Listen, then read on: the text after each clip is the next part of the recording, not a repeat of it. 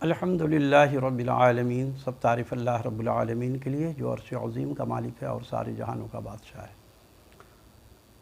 آپ نے زندگی میں دیکھا ہوگا کہ غریب انسان بہت امیر ہو چکا ہے،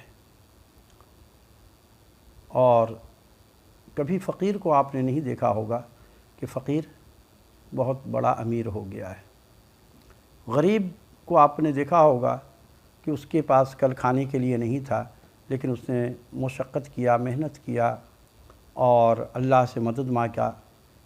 اللہ سے مدد مانگنے پر اللہ نے اس کو اتنا دیا کہ بے حساب ہو گیا، جیسے کہ اللہ کا وعدہ واللہ یرزق من یشاء بغیر حساب، کہ اللہ جسے دیتا ہے بے حساب دیتا ہے۔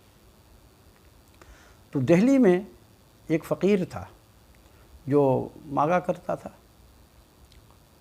تو کسی صاحب نے اس کو کہا کہ دیکھو تم فقیر ہو اور تم کو میں عرصے سے دیکھ رہا ہوں کہ تم مانگتے ہو، اور تمہارا حال جو میں دیکھ رہا ہوں یوں کا توں ہے، تمہارے حالات نہیں بدلے۔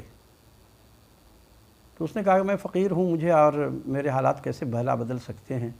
میں لوگوں سے مانگتا ہوں، کوئی دے دیتا ہے کوئی نہیں دیتا ہے، تو میں امیر کیسے ہو سکتا ہوں؟ اس سے پہلے میں نے آپ سے عرض کیا کہ آپ نے زندگی میں دیکھا ہوگا کہ کوئی انسان بہت غریب تھا لیکن وہ مالدار ہو گیا، لیکن فقیر کو آپ نے کبھی نہیں دیکھا ہوگا کہ وہ مالدار ہو گیا، اس نے بڑی بلڈنگ بنا لی اور رئیس بن کے گھوم رہا ہے ٹائی لگا کر، ایسا کبھی نہیں دیکھا ہوگا۔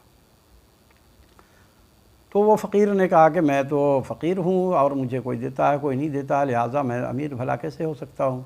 تو اس نے کہا ایک کام کرو، تم بادشاہ کے پاس چلے جاؤ۔ اب بادشاہ کون ہے؟ شاہ جہاں۔ بادشاہ کے پاس جاؤ، وہ تم کو اتنا دے دے گا کہ تم زندگی بھر موج کرتے رہو گے، تمہیں پھر کسی چیز کی ضرورت نہیں پڑے گی۔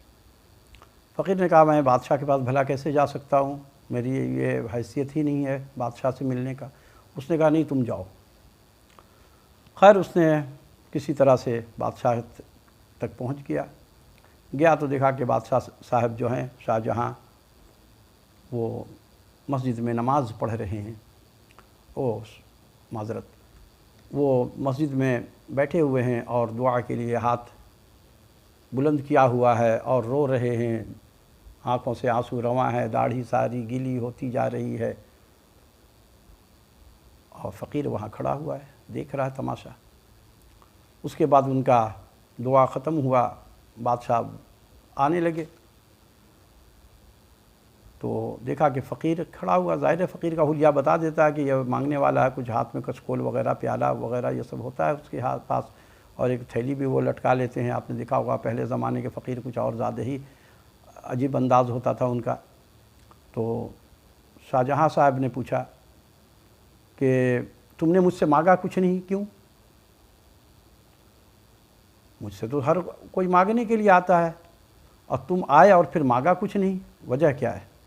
اس نے کہا حضور میں آیا تو تھا آپ سے کچھ مانگنے کے لیے، لیکن آپ کی حالت جب میں نے دیکھا تو میں نے پھر دل سے یہ خیال نکال دیا کہ میں آپ سے نہیں مانگوں گا۔ جو بادشاہ سارے جہانوں کے بادشاہ کے پاس ہاتھ پھیلایا ہوا ہے، اور وہی بادشاہ اس آپ جیسے بادشاہ کو عطا کر رہا ہے، تو میں کیوں نہ اسی بادشاہ سے مانگوں، آپ سے کیوں مانگوں؟ لہٰذا آج سے میں کسی سے نہیں مانگوں گا سوائے ایک اللہ سے مانگوں گا۔ تو دیکھیے یہی ایمان ہے۔ آج ہمارے پاکستان کے حالات کیوں نہیں بدلے؟ ہمارے حکمرانوں میں کیا ہے؟ شارٹ کٹ، کسی سے مانگ لو، قرضہ لے لیا، جیب بھر گیا، مطمئن ہو گئے، نہ قوم کا خیال، نہ ملک کا خیال، نہ اپنی عزت کا خیال، نہ قوم کی عزت کا خیال۔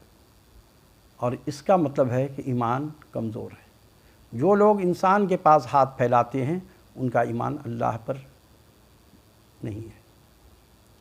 اور آپ نے دیکھا ہوگا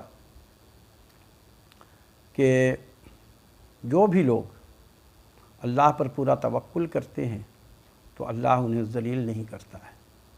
اور جو ملک آج آپ دیکھ رہے ہیں ترقی یافتہ ہے، وہ ملک کا اگر تاریخ دیکھیں گے تو اس نے کبھی کشکول لے کر کے کسی کے دروازے پہ نہیں گیا۔ جس نبی کا ہم لوگ کلمہ پڑھتے ہیں، ہمارے نبی مکرم صلی اللہ علیہ وسلم نے جب حکومت میں آئے اور حضرت عمر رضی اللہ عنہ آئے، انہوں نے کس سے قرض لیا تھا؟ حضرت عمر کا دور سنہرا دور گزرا ہے، ایسا دور دنیا میں آج تک نہیں آیا کہ ریپ ختم ہو گیا، سود ختم ہو گیا، قتل ختم ہو گیا، یعنی کہ دنیا سے ساری برائی ختم ہو گئی۔ وجہ کیا تھی؟ کہ ہمارے نبی صلی اللہ علیہ وسلم نے روڈ بنانے کے لیے کام نہیں کیا۔ ان کو پتہ ہے کہ روڈ میں آج بنا دوں گا کل ٹوٹ جائے گا، پل بنا دوں گا کل ٹوٹ جائے گا، عمارت بنا دیں گے کل ٹوٹ جائے گا، لیکن اب پھر اس کو بنائے گا کون؟ تو ہمارے نبی صلی اللہ علیہ وسلم نے قوم بنایا، پکا مجاہد، اسلام کا مجاہد، اللہ کا پکا غلام بنا دیا سب کو۔ جب لوگ اللہ کے خالص غلام بن گئے تو کام ایسا ایسا کیا کہ خود بخود ہر کام ہونا شروع ہو گیا، روڈ بھی بن گئے، سب کام ہو گیا، کسی کو کوئی تکلیف نہیں۔ آج ہمارے یہاں قوم آپ نے نہیں بنایا، ہماری سوچ وہی ہے، حسد والی، بغض والی، انتقام لینے والا، معاف کرنے والا ہمارے اندر وہ صلاحیت ختم کر دیا گیا۔ کیونکہ آج دیکھ لیجئے ہر جگہ پہ لوگ بڑی بڑی بلڈنگ بنا رہے ہیں۔ آپ نے اپنی جہاں رہتے ہوں گے آپ لوگ وہاں کا بھی یہ نظارہ دیکھا ہوگا کہ گھر کے سامنے جہاں جس کا مکان بن رہا ہوتا ہے اس کے گھر کے سامنے کا جو گٹر ہے اس میں ڈھکنا نہیں ہے۔ لیکن وہ بندہ اگر تھوڑا سا بھی اپنے جیب کا خرچہ بے شک نہ کرے، وہ جو سیمنٹ کا ملبہ جس کو کہتے ہیں وہ اگر گر جاتا ہے اور اپنے صرف مزدور سے یہ کہہ دے کہ اس کو سمیٹ کر کے اور اس کا ایک گٹر کا ڈھکن بنا کر اس میں ڈال دو تاکہ کوئی اس میں گرے نہیں اور نہ یہ گٹر جام ہونے کا کوئی خطرہ بھی ختم ہو جائے گا، لہٰذا یہ ایک نیک کام ہے۔ لیکن ایسا کوئی نہیں کرتا ہے۔ تو اس کی وجہ یہ ہے کہ ہمارے حکمرانوں نے ہمیں صحیح راستہ نہیں دکھایا، اور ساتھ میں ہمارے علماء کرام انہوں نے بھی صرف ہمیں لڑانے پہ لگا دیا کہ وہ اور ہے تم اور ہو، میں اور ہوں وہ اور ہے، فرقہ واریت میں ہم لوگوں کو ڈال دیا۔ اور ہمارا مسلمانوں کا جو کام ہے وہ صرف ہے ایک اللہ کی عبادت کرنا۔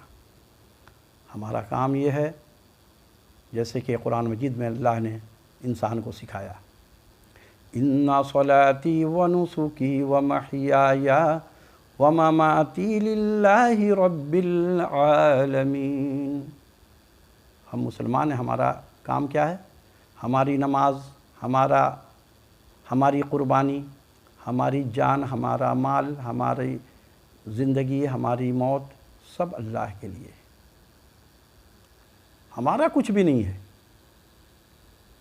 یہ سبق نہیں پڑھایا گیا، جس کی وجہ سے آج ہم لوگ در در خوار ہوتے ہیں۔ وَمَا عَلَيْنَا إِلَّا الْبَلَاغُ۔